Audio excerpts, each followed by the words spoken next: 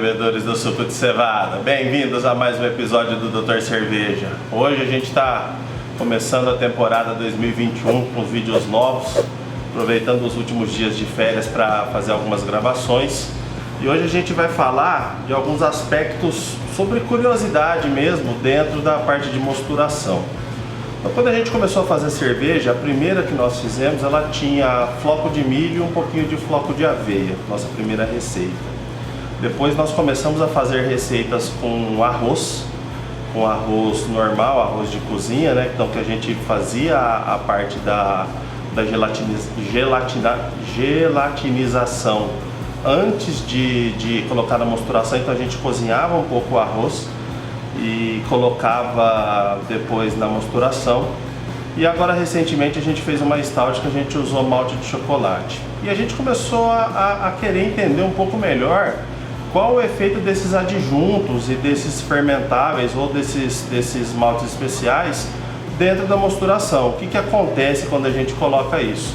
Então, a gente vê muito a questão da literatura, tem cervejas de grandes marcas aí que são colocadas no mercado tanto com milho como com arroz, né? Então a gente queria entender o que isso traz para a cerveja para ver se realmente vale a pena ou não. Então a gente fez uma série de testes, a gente testou a taxa de atenuação, a gente testou a mudança de pH, a gente testou a absorção desses grãos com relação à água. Então a gente fez uma série de testes, a gente vai mostrar um pouquinho a partir do processo como a gente fez e daqui a pouco a gente volta demonstrando os resultados que a gente obteve com esse experimento. Até já! Isso aí, pessoal, então todas as panelas já estão mais ou menos na mesma temperatura. A gente vai entrar com os maltes agora, ou na verdade com todos os insumos. Então eu estou entrando com o flocão de milho, 400 gramas, em 1,2 litros de água, né, a proporção de 3 por 1. É o flocão da Yoki. Estou entrando com o floco de aveia também,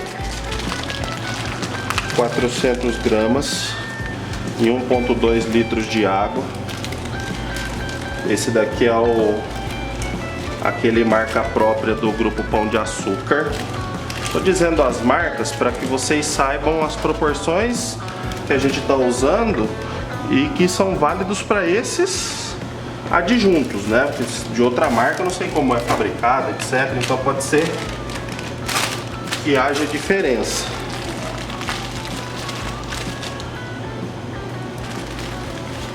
Foi o flocão de aveia.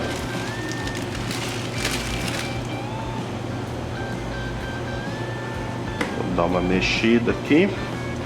A gente vai tentar misturar 6272. Caso a gente não consiga, eu faço rampa única em 68. Agora eu vou entrar com o Pilsen. 400 gramas de Pilsen. E o último é o chocolate 900, que a gente vai entrar nessa panelica aqui. Todos eles 400 gramas, todos eles na proporção 3 por 1. E agora a gente vai misturar por 40 minutos a 62 todos eles. Eu estou entrando em 3 por 1, mas provavelmente eu vou ter que colocar mais uma parte de água. Vou fazer em 4 por 1. Então tudo vai depender de como será a absorção aqui, etc. Mas eu vou explicando durante o vídeo e depois lá no final vou mostrar uma planilha com todos os resultados. Só tive que entrar com mais uma parte de água em todas as panelas, principalmente por conta da aveia. A aveia teve uma absorção muito grande, fiquei impressionado. Tudo bem que quando a gente está programando uma receita, a gente coloca pouca aveia. Só que talvez seja interessante calcular a água dos adjuntos todos separados, para que a gente tenha um resultado mais proveitoso lá no final da mostura. Então uma coisa que eu já notei aqui é que o floco de aveia, ele absorve muita água. A gente teve que entrar com mais uma parte de água aqui. O arroz também, em tese, ele absorve mais água porque você precisa gelatinizar. Então, se você comprar flocos de arroz, não precisa, mas como eu entrei com arroz cru aqui, então a gente teve que gelatinizar, então isso acabou também consumindo mais água. Então, isso é a primeira coisa que nós notamos aqui já, é que a aveia, de todos os insumos que nós estamos usando aqui, arroz, floco de milho, floco de aveia, Pilsen e chocolate 900. A aveia está sendo a campeã aqui na absorção de água. Como eu disse para vocês, a minha intenção era misturar 6272, mas eu não vou conseguir porque é muita coisa para tomar conta ao mesmo tempo. Uma bobeada que você dá, a temperatura passa. Então o que eu vou fazer? Eu vou misturar 68 uma hora. Então eu estou subindo todas as panelas aqui para 68 e vou misturar por uma hora a 68 graus. Isso aí, pessoal, a gente está um pouquinho mais de meia hora já na misturação.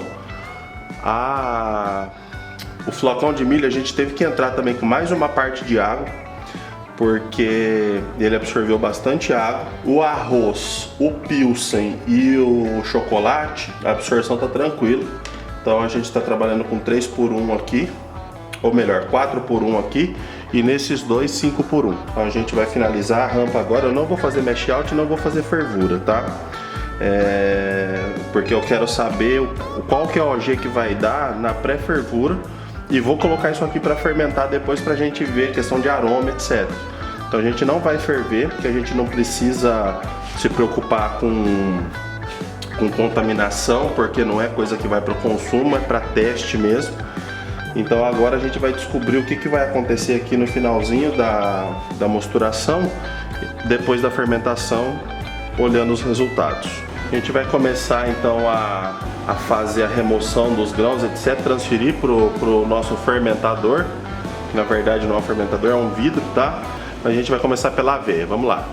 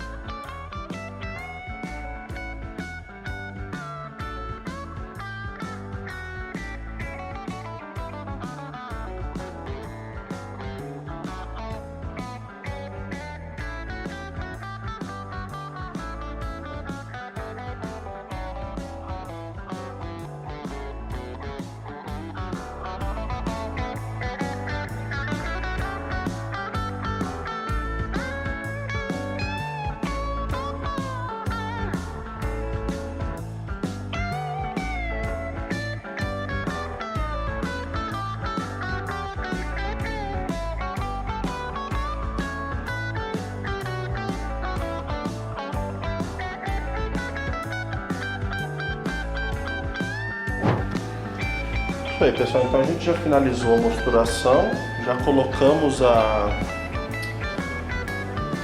extrato, né? Não vou falar que é o mosto porque tem milho separado, arroz separado, aveia separado, mas colocamos o extrato de cada insumo nesses potes. Há uma diferença de altura por duas razões. Primeiro que há potes de tamanhos diferentes e houve também absorção diferente. Então agora a gente vai medir a OG de todos eles e eu vou medir o pH para ver o que aconteceu com o pH. Então a gente teve um pH inicial da água de 6,9. Então a gente vai medir o pH e a OG agora.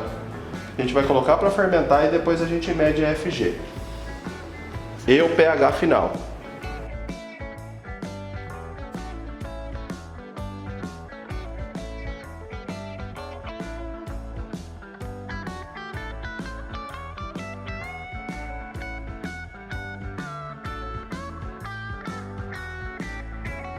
Beleza, pessoal, então a gente fez a medição da OG e do pH. A OG eu não vou falar agora, porque como teve coisa que a gente entrou com mais água, etc, eu preciso fazer a conta para todo mundo ficar no mesmo patamar, para que não haja diferenciação da medição correta, porque aqui está dando uma OG bem alta, aqui está dando uma OG muito baixa, só que aqui tem muito mais água do que aqui na mosturação, então obviamente a OG vai ser menor aqui. Então eu preciso fazer a conta para equalizar a água de todo mundo, a quantidade de água, porque aí sim a gente vai ter a correção da OG. Mas eu vou falar para vocês do pH. O pH do arroz foi de 6,9 para 6,1. O pH da aveia foi de 6,9 para 6,3. O do flocão de milho de 6,9 para 5,8. O do Pilsen foi de 6,9 para 5,7. E o do chocolate foi de 6,9 para 4,3. Isso é uma coisa interessante para a gente notar, que cada adjunto e cada fermentável, ele vai buscar o seu próprio pH. Então a nossa mosturação de uma cerveja com base Pilsen geralmente é em 5,5. Então a gente não precisa corrigir a água inicial, porque o malte ele vai procurar o seu próprio pH e pode ser que você insira muito ácido lático. Então você tem que corrigir depois que deitar o malte. Nunca corrija a água antes, porque você pode ter problema de tamponamento ou de baixar muito o pH, porque o malte ele vai buscar o pH correto dele, o pH que ele se melhor adequa, né? Que ele melhor funciona. Então sempre corrija o pH após entrar com os maltes e com os adjuntos. Então agora a gente vai entrar com uma colher de sopa de S04 em cada um desses potes. A levedura já está ali. Eu não vou startar nada, porque eu quero fazer o processo mais simples possível, sem muita interferência de processo, de processo de startar a levedura, etc. Porque eu quero que o resultado disso aqui seja o mais simples possível, para aí sim a gente demonstrar o que vale a pena buscar melhoria no processo ou não. Então eu vou entrar com a levedura agora. E daí a gente manda para fermentar por uns 3 dias mais ou menos. Eu vou entrar com bastante levedura para a quantidade de líquido que tem. Eu vou entrar com bastante levedura, então 2, 3 dias isso aqui vai estar fermentado. Aí a gente volta para fazer as medições finais de atenuação e do pH final e finaliza o vídeo. Beleza?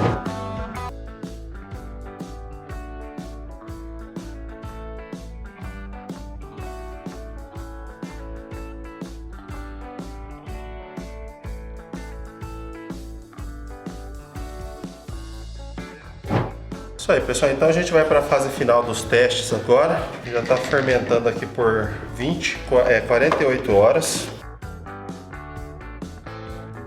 Para não ter interferência de uma fermentação na outra, eu estou enxaguando a concha entre uma extração e outra, extração de amostra e outra, e estou enxaguando com água sem cloro, então a gente não vai ter interferência nos resultados.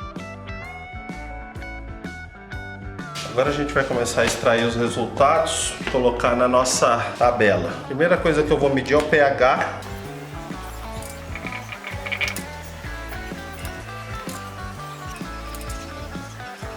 Vocês acompanharam aí um pouquinho do que a gente fez, do processo, etc. E eu vou explicar alguns parâmetros iniciais para vocês. Então a gente começou com uma água sem cloro, uma água que a gente tirou do filtro da nossa cervejaria. Ela não teve correção nenhuma de sais, não teve correção de pH e a quantidade ela foi variada dependendo do tipo de grão, porque em alguns grãos a gente teve uma absorção um pouco maior. A gente teve uma água inicial sem correção de pH, sem correção de sais e a quantidade variou. O que a gente testou? O arroz de cozinha, o floco de aveia, o flocão de milho, o malte Pilsen e o malte chocolate de 900 EBC. O arroz, o malte Pilsen e o malte chocolate a gente conseguiu começar com 1,6 de água para 400 gramas de malte, então foi numa proporção 4:1. Geralmente a gente mostura 3:1, mas aqui a gente teve que fazer a 4:1. O flocão de milho foram 2 litros para 400 gramas de flocão, então foi uma proporção de 5:1. E a aveia, a gente começou com 2 litros e 400 ml para 400 gramas de aveia. Então foi uma proporção de 6:1. O nosso pH inicial da água era de 6,9. E aqui a gente já começa a ter algumas leituras interessantes. O arroz, ele trouxe a água de 6,9 para 6,1. A aveia trouxe de 6,9 para 6,3. Isso daqui que eu tô falando é no final da mosturação, tá, gente? Então, a água inicial era 6,9 e esses valores que eu tô dizendo de cada insumo aqui é depois que a gente fez a mosturação. Então, o arroz caiu para 6,10, a aveia caiu para 6,3, o flocão de milho caiu para 5,8, o pilsen para 5,7 e o chocolate 4,3. Eu queria chamar a atenção para duas coisas aqui, que é o que eu digo constantemente em nossos vídeos, para não corrigir a água antes de começar a mosturação. Você corrige a água da mosturação, a água pré-mosturação você não faz nada. Porque olha, a gente tinha uma água de 6,9, com o malte pilsen ela caiu para 5,7. E o ideal da mosturação do pilsen é mais ou menos 5,5. Então ela praticamente se corrigiu sozinha. A do chocolate, do malte chocolate de 900 EBC, como naturalmente ocorreria, ela caiu para 4,30 porque ela acidificou muito, porque é um malte ácido. Então ele serve para acidificar a cerveja. E isso a gente falou no nosso último vídeo sobre a inserção tardia dos maltes torrados, porque eles tendem a acidificar a mosturação. Então a gente coloca ele lá no final da rampa de 72 indo para o mash out, só para extrair cor e não acidificar o nosso mosto. Então acompanha aqui em cima, o link deve estar aqui do último vídeo falando da inserção tardia, para vocês entenderem o que a gente está falando com relação ao pH.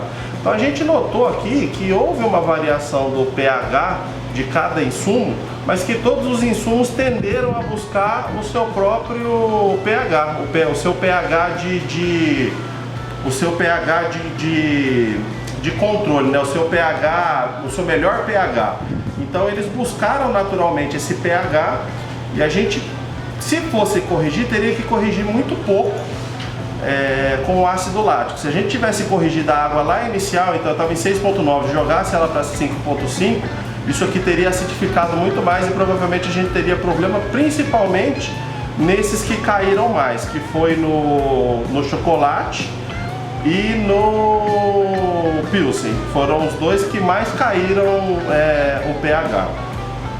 A gente mandou isso para fermentação, ele fermentou por 48 horas em temperatura ambiente, então eu não estava preocupado com esterificação, eu não estava preocupado com contaminação, nada disso. Eu queria saber qual era o resultado que essa fermentação me entregaria da maneira mais rudimentar possível, né? No ambiente mais difícil da levedura trabalhar, que é a temperatura ambiente, que você tem uma variação muito grande, está calor aqui na minha cidade. Então a gente queria saber o que aconteceria. O arroz ele caiu de 6,1 pH para 5,6. A aveia caiu de 6,3 para 4,7. Olha o tanto que a aveia acidificou durante a fermentação. Ela acidificou muito. Foi o insumo que mais acidificou. O flocão de milho ele foi de 5,8 para 5,1. O pilsen de 5,7 para 4,5, o que é natural porque a cerveja vai ficar em 4,2 mais ou menos. Então se a gente pensar que teria que corrigir um pouquinho o pH da mosturação, o pH da fermentação cairia naturalmente para dentro do parâmetro que a gente busca, que é 4,2, 4,1. Então tá tudo certo. Uma surpresa interessante, o chocolate ele subiu de 4,3 para 4,4. Então ele tendeu a alcalinizar, lógico que ele está ácido ainda, 4,4 está ácido, mas ele tendeu a alcalinizar, ele subiu o pH depois da fermentação. Eu acho que isso daqui foi uma questão bem interessante. Com relação à absorção de água, a gente teve no arroz 41% de absorção, o que eu achei bem alto, considerando que o arroz já está cozido, né? A aveia, 58% de absorção da água. Então, para cada litro de água que você coloca em 1 kg de aveia, você vai ter 58% de absorção. Na verdade, para cada 3 por 1, né? Para cada 3 litros de água, 1 kg de malte, você vai ter 58% de absorção. Então, de 3 litros, você vai sobrar 1,3 litros aí, mais ou menos. O flocão de milho foi o que mais me impressionou. 75% de absorção. Então, para cada 4 litros que você coloca em 1 kg de flocão de milho, 3 litros vai ficar no próprio flocão. O Pilsen, 34%, que é mais ou menos isso que acontece, 1 kg é 1 litro, né? Então você coloca 3 para 1, você vai tirar 2 litros e 1 litro vai ficar absorvido no malte, que é mais ou menos 1 kg, 1 litro que ele absorve. E o chocolate ele absorveu 63%, também achei bastante alto. E aí a gente vai para os 2 últimos fatores que a gente analisou, que foi a questão da atenuação. Então, com 48 horas de fermentação, com 1 colher de lama de S04, o arroz obteve atenuação de 81%, a aveia 53%, o flocão de milho 29%, muito baixo, o malte Pilsen 52%, que está mais ou menos dentro, que vai demorar 4 ou 5 dias para fermentar tudo, e o chocolate 30%, então o chocolate arrastou um pouquinho. E o último ponto que a gente analisou foi a mudança dos aromas. Então, o arroz, ele manteve aroma de arroz. A aveia também não senti grandes mudanças, ela continuou trazendo cheiro de aveia. O milho, a mesma coisa. O Pilsen tem cheiro de cerveja. Então, a fermentação final do Pilsen, ele já traz aquele cheiro de cerveja fermentada, né? Aquele cheiro da cerveja ficando pronta. E o malte chocolate, ele trouxe chocolate, bastante café e um pouco de terroso. Então assim, esses foram os aspectos que a gente analisou e que a gente está demonstrando o resultado para vocês. Alguns pontos importantes, a gente não fez isso com nenhum critério científico, a gente pegou aqui mais ou menos um critério que a gente entendeu que seria o suficiente para nos dar as respostas que a gente buscava, e a gente aplicou esses critérios. Então assim, aqui não tem nenhum critério científico, a gente não quer formar uma opinião e fechar a questão nesse teste que a gente fez. Foi um teste curto, simples, a gente não tem uma contraprova, nada disso. A gente pegou um critério que a gente entendeu que seria interessante e aplicamos esse critério. A partir desse momento eu vou deixar de usar alguns adjuntos nas minhas fermentações. Então arroz e milho estão totalmente fora da minha cozinha, porque eu não estou vendo vantagem nesse momento na aplicação na cerveja caseira. Talvez em escala industrial,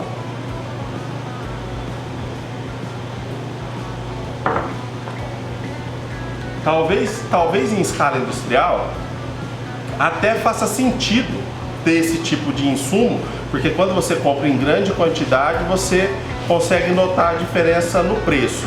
Só que na quantidade que a gente usa na cervejaria caseira, isso não vai trazer um resultado tão importante em termos de custo, mas vai significar uma alteração muito grande no resultado da sua cerveja. Então acho que não vale a pena você sacrificar os sabores e aromas da sua cerveja para economizar 10, 15, 20 reais que seja numa receita de 60, 70 litros. Numa receita de 20 litros, a economia que eu estou falando é de uns 5 ou 6 reais mais ou menos. Então eu acho que não vale a pena você sacrificar a sua cerveja por conta de uma economia tão grande.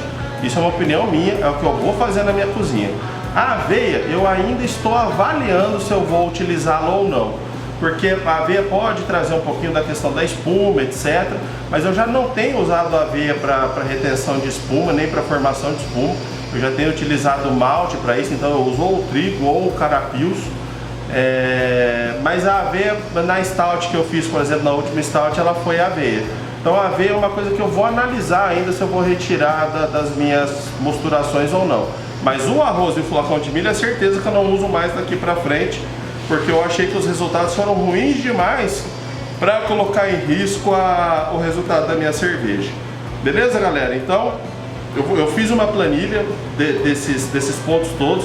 Eu vou colocar lá na Cresce Cervejeira, que é o grupo no Telegram que a gente tem. O endereço do grupo está aqui na descrição do vídeo. Basta você clicar que você vai ser direcionado diretamente para lá. Eu vou colocar essa planilha lá. Quem tiver interesse em consultar os dados aqui melhores, está à disposição lá para vocês. Espero que vocês tenham tido um bom final de ano aí com vossas famílias, que tenha corrido tudo bem, que a gente tenha um 2021 grandioso, um ano de muita produção de cerveja, muito aprendizado, que a gente possa melhorar os nossos processos e colocar no nosso copo cervejas cada vez melhores. Um grande abraço, a gente se vê no próximo vídeo. Até lá!